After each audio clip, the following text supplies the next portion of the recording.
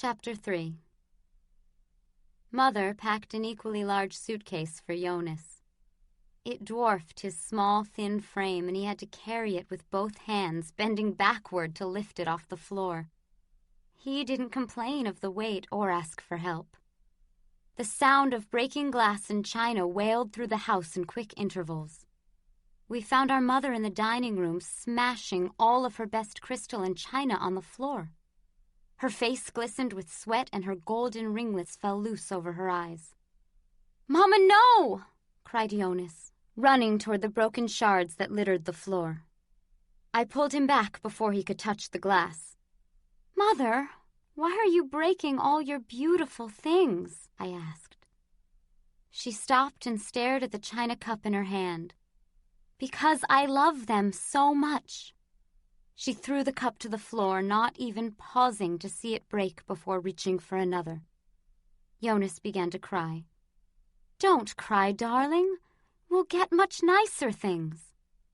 The door burst open and 3 NKVD officers entered our house carrying rifles with bayonets. "What happened here?" demanded a tall officer surveying the damage. "It was an accident," Mother replied calmly.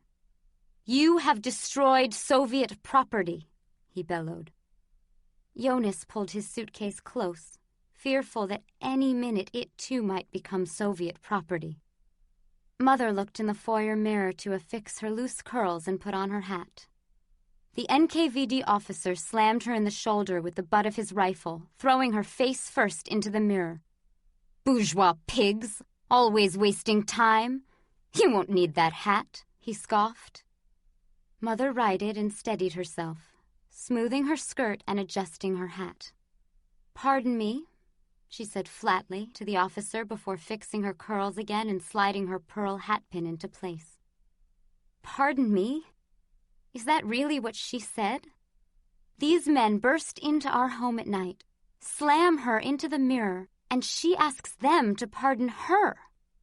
Then she reached for it, the long gray coat, and suddenly I understood. She was playing the Soviet officers like a careful hand of cards, not quite sure what might be dealt next.